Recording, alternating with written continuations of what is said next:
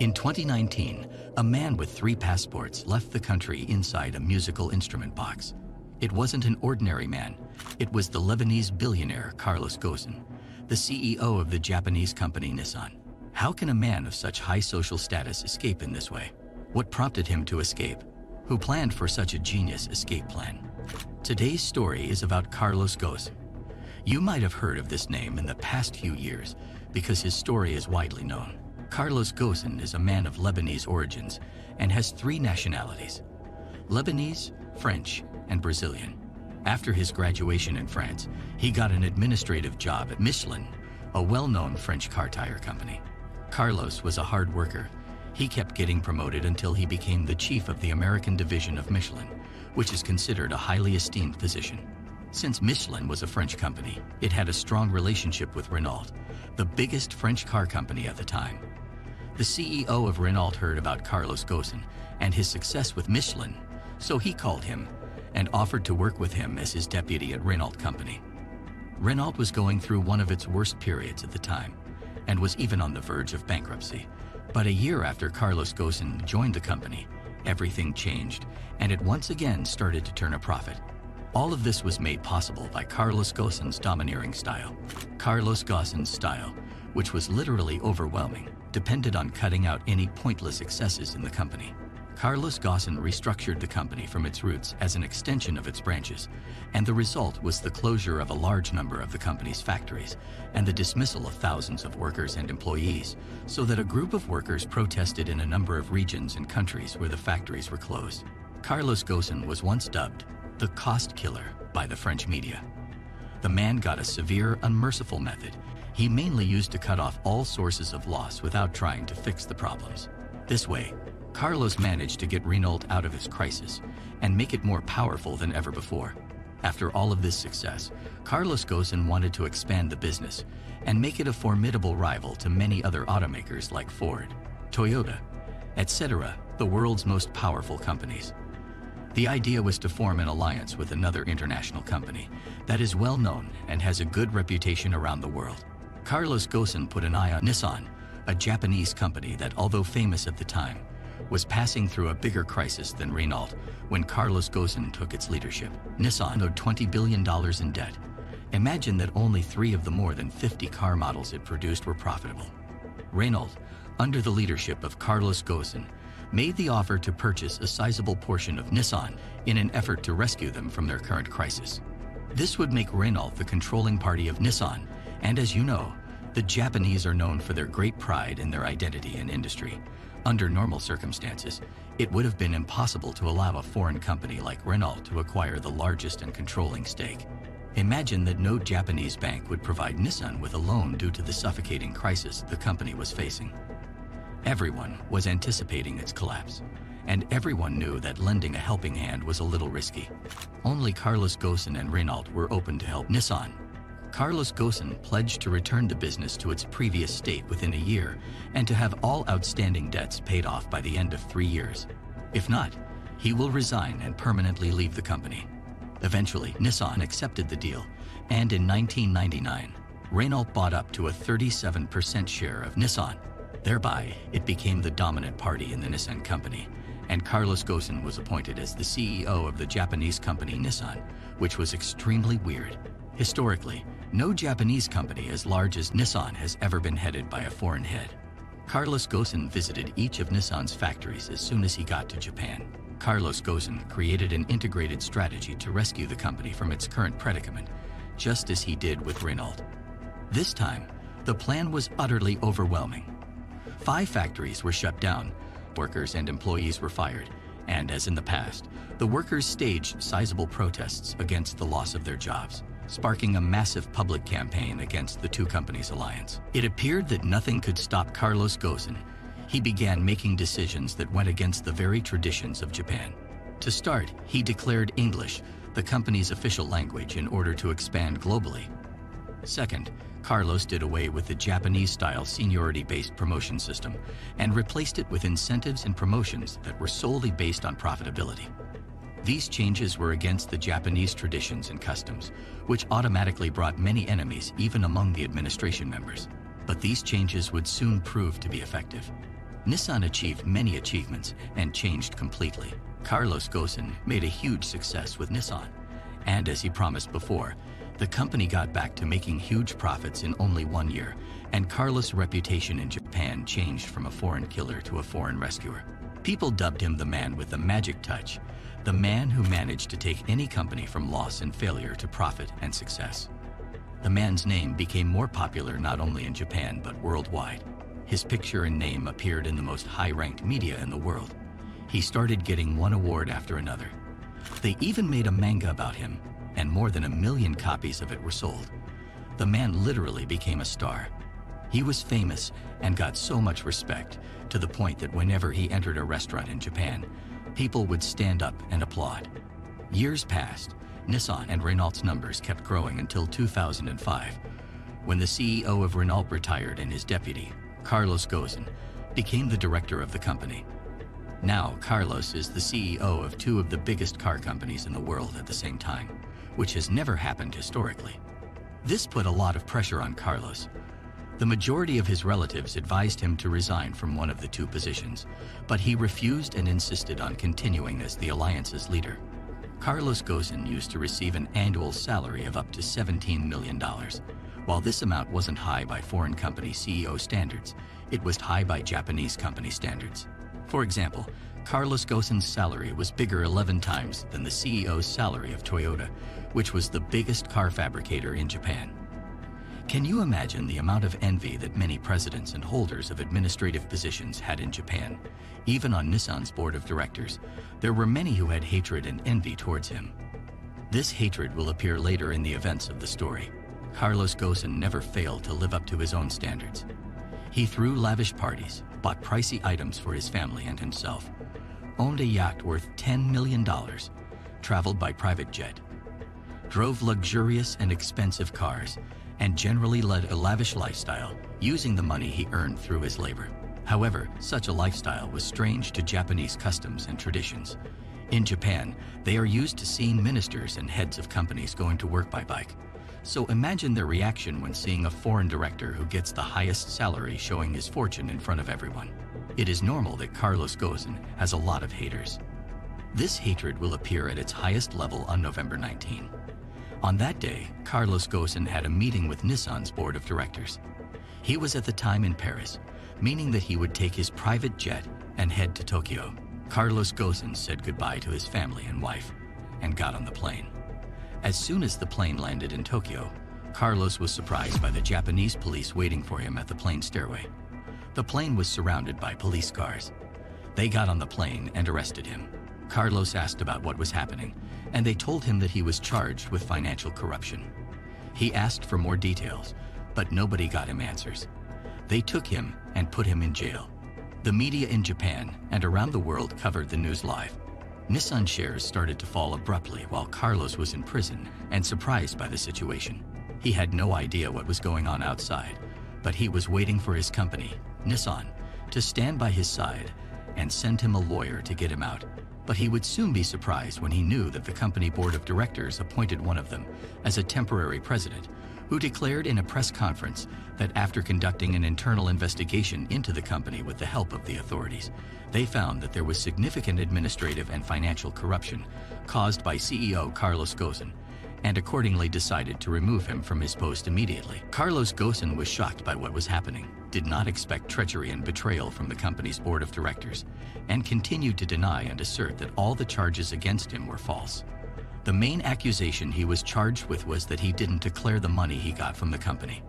When the money you receive is not declared, you won't pay the right tax for that money. So this was considered tax evasion. Carlos Ghosn's salary was declared to authorities, but the loophole that was used against him was the fact that Carlos had a retirement fund. He was planning to get a large pension after his retirement, and the company administration knew about that. Moreover, the company's board of directors is the one in charge of deciding the amount. The Japanese authorities asked Carlos why he had not declared this money. He told them that the amount had not yet been determined and that he would take it after his retirement. So how could he declare the money he had not yet received? The Japanese authorities were not convinced and told him that this is called financial fraud. Apparently, the whole story seemed weird and fabricated, And what made it weirder was how the authorities treated Carlos Ghosn. Imagine putting him in solitary confinement for 3 months in a tough prison called Kosoki. How is it possible that a person who is not accused of any crime or violence is placed in solitary confinement for 3 months? Nissan's board of directors obviously was leading a defamation campaign against him. They accused him of buying houses and apartments in Paris, Beirut, and Brazil at the expense of the company. But Carlos says that these apartments and houses were known to the company board of directors, and he used them for work because his position as CEO of 2 companies often requires traveling. He also claimed that the ownership of the houses belonged to the company. The second accusation was due to a party he held to celebrate 15 years of the Renault-Nissan alliance, but this party coincided with Carlos's birthday. These parties cost more than $700,000 and were held at the Palace of Versailles in France. The company now wondered whether the party was for the alliance of the 2 companies or for Carlos's birthday. Indeed, Carlos might have thought of combining the 2 parties, but this party was held years ago, and it was public, not a secret conspiracy or money embezzlement. So why did the board of directors not object to it and have not spoken about it until now? It was pretty obvious that the whole thing was an attempt to frame Carlos Ghosn as much as possible. But for what reason? Why did the board of directors turn on Carlos now, after 19 years at the helm of the company? The main reason was that the French government acquired a large stake in Renault, which caused them to fear that the French government would perhaps seek a full merger between the 2 companies, meaning that it wouldn't remain just an alliance. The 2 companies might become one company, which most likely means that Nissan's name would vanish. As it was previously mentioned, the Japanese people had pride and a huge sense of belonging to their identities, so such things were off limits. For them, getting rid of the helm of the company seemed like the best thing to do at that moment. They saw him as the only one who was able to carry out the merger operation smoothly. Indeed, Carlos wanted each company to keep his own identity, but the Japanese saw him as a source of threat, and that was mostly the reason for their reaction and attempts to frame him. Overnight, they turned him from the hero who saved the company into a corrupt villain. Not only in Japan, but even in France, they completely distorted his image in front of people and public opinion. The strange thing here is that the French government is supposed to defend him. But on the contrary, the response from their side was silence, and even the Reynolds company, which he saved while he was its president, did not make any move as if suddenly it had become a global conspiracy against him. During this period, Carlos was still in prison, and the prosecutor's office had no real evidence against him. They were trying to extract a confession from him in any way, so they were constantly investigating him. These interrogation sessions could sometimes stretch for 14 consecutive hours, even without the presence of a lawyer. They even threatened his family and wife. Threatening, isolation in solitary confinement, and pressure in investigations were their methods to get Carlos to confess. Carlos was literally treated as a hostage. However, he remained steadfast and denied all the accusations. When the 3 months were over, the court in Tokyo allowed him to be released on bail, which was 1 billion yen, or $9 million. Of course, Carlos was able to pay bail. He had no other option. So he paid it and got out of prison under a lot of media coverage. The journalists kept following up on his car until he arrived at his apartment. It was nearly impossible to hide his place of residence, and things remained as they were for several weeks. Carlos and his family weren't able to move freely because of the journalists that surrounded the apartment. During this period, Carlos Ghosn was busy preparing for his next move by collecting some information. He tweeted that he was going to hold a press conference on April 11, in which he was going to expose all the facts and uncover the conspiracy hatched against him. Less than 24 hours after the tweet was posted, Japanese authorities surrounded Carlos' apartment and arrested him for a second time. They were scared of letting him reveal all he had experienced in public. Carlos was arrested despite the fact that he paid the bail. However, his lawyers were aware of that, so they took him a video as a plan B in case he got arrested, and that is exactly what happened. After the second arrest, Carlos remained imprisoned for 21 days, then got released on bail for the second time. This time, he paid almost $5 million, meaning he paid a bail of $14 million in total. Imagine that the Japanese authorities had some weird conditions for release. First, they are going to confiscate his Lebanese and Brazilian passports and allow him to only keep the French as an identity document. Second, he is forbidden to leave the country, which is obvious. Third, they are going to confiscate all his personal devices, his laptop and phone. The fourth and strangest condition is that he is forbidden to communicate with his wife and family permanently, meaning that if he tries to send his wife a message or email, he has violated the conditions of release and will be arrested again. It was very clear that the Japanese authorities were trying to weaken Carlos because they knew that his wife was his source of strength, and without her, he would be weaker and could admit it easily. Carlos was sure that Japanese authorities had bad intentions, so he immediately asked his lawyers to tell his wife to go back to Beirut. He wanted to keep his family and the people he loved out of this because he became pretty sure he wouldn't get justice. In Japan, the prosecutor's winning rate in cases in which he is a party was 99.4%.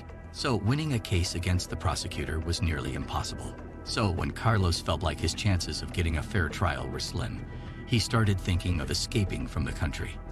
After Carlos' release on bail, he stayed in a house in Japan waiting for his trial, but he was free to move inside the country. The first thing he did to start his escape plan was to get a phone. He paid a large amount of money to get it illegally, a phone that the Japanese authorities don't know about. Carlos used to make all his calls in the bathroom to make sure that no one was spying on him. The question raised here is, who are these people to whom Carlos reached out in order to help him in his escape plan? Those people's identities have never been revealed because this would expose them to danger. Carlos had never talked about them. All we know is that he had a team of 10 to 15 people that helped him plan his escape. First, they thought about escaping through the sea, but the road to Lebanon would take a lot of time. The second way that remained was to escape by air, but the problem, of course, is that Carlos is forbidden to travel. He was forbidden to leave Japan. So how could he get on the plane without being checked by the police? Carlos's team began looking for an airport with fewer safety procedures. They kept traveling from one airport to another. They realized that most airports were tight in terms of security procedures. But they found another airport with a very strong loophole. This airport was in Osaka, and it was small and calm with less traffic. The team observed that in this airport, large boxes, such as those carrying musical instruments, are not subjected to X-ray inspection. The enormous boxes were too large for the airport's X-ray scanners, which were made for small luggage. This prompted the team to think about the crazy idea of smuggling Carlos Ghosn into one of those boxes. The idea was that there would be two guys pretending to be a music band who would come to Tokyo by their private jet, carrying their instruments in those boxes. They would claim to have a concert in Tokyo, and immediately after that, they would have a second concert in Istanbul, which means that their entry and exit from Japan would be quick on the same day. The two guys' identities were revealed later on.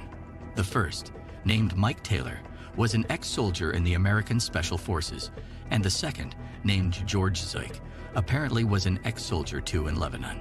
These are the two guys who would pretend to be musicians to smuggle Carlos Ghosn from Japan. The idea was so crazy that Carlos himself was hesitant at first, but he would sooner realize that he had no other option except to try. The problem was that Carlos's house was under heavy surveillance, and although he was free to move inside Japan, a trip to Osaka would be suspicious. Carlos himself used to spot some people around his house who seemed to be from the Japanese authorities. Carlos asked his lawyer if they had the right to monitor him in this way, and the lawyer replied that they did not have the right to do so, but we could not prove anything against them. Carlos asked his lawyer to find a solution, and the lawyer suggested bringing in some journalists interested in scandals. We'll tell them what's happening so the informants could get confused and stop surveillance. Carlos really reached out to some of the journalists, and when they arrived, Carlos noticed that the informants had vanished immediately, because if they were seen by the journalists, it would be a big scandal for the Japanese authorities. After hours of waiting, the journalists left the place, and shortly after, the informants returned to their places. Carlos saw them in their car or on the street in front of his house. However, Carlos realized that if he wanted them to go, all he had to do was call the journalists, and then they would immediately vanish. Eventually, the smuggling team determined the 29th of December 2019 as the day of carrying out their escape plan. But there was another problem left. Carlos was very famous in Japan, and his foreign features used to attract the attention of people, but fortunately for them, it was the end of the year.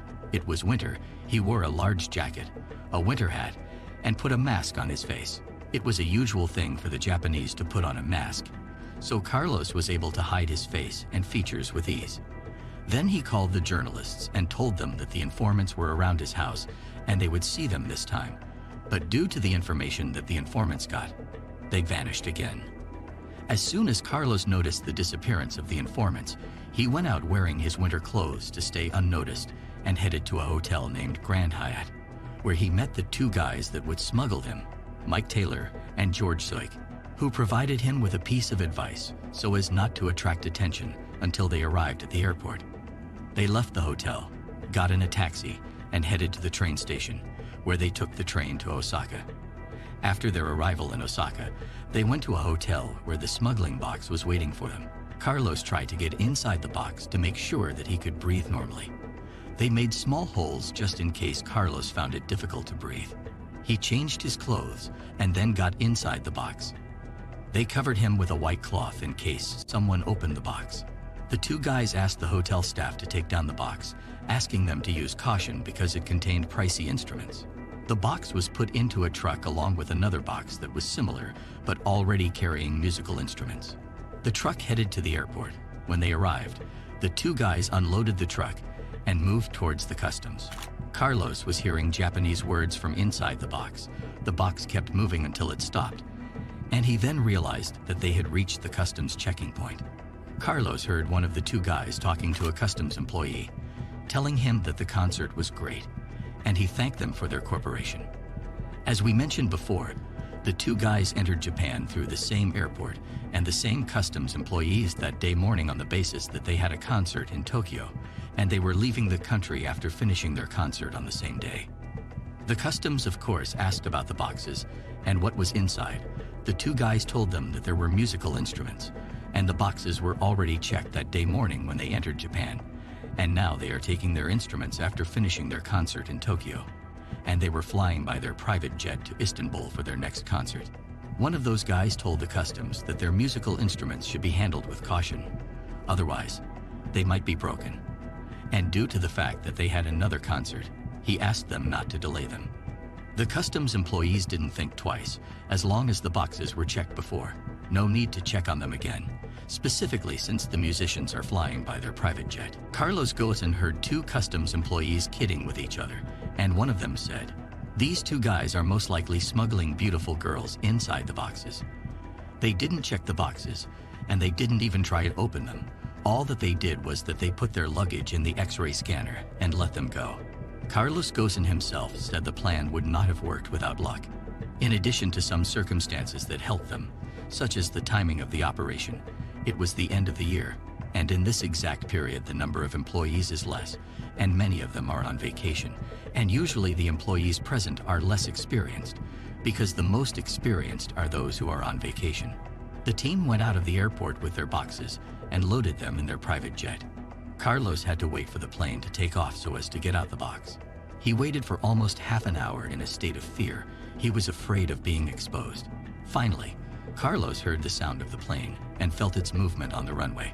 He was relieved when he was sure that he left Japan. One of the two guys brought the box key and got him out of it, and stayed with him in the back cabinet that was closed. The plane finally landed in Istanbul. A man came and took Carlos to another plane that was waiting for him on the runway without entering the airport. The plane immediately headed to Beirut. The flight was short. It took approximately 1 hour. As soon as Carlos's plane landed in Beirut, the customs officer recognized him. Carlos's name was known in Lebanon, and the Lebanese were supporting him from the beginning of his case. The customs officer welcomed him and congratulated him on his arrival in Lebanon. And here Carlos Ghosn was sure that he had reached safety. Carlos Ghosn returned to his wife and family. And right after that, the news of his escape from Japan has spread widely and all over the world. The authorities and the Japanese media did not accept this, accusing his lawyers of negligence and not monitoring him well, knowing that this was not their mission.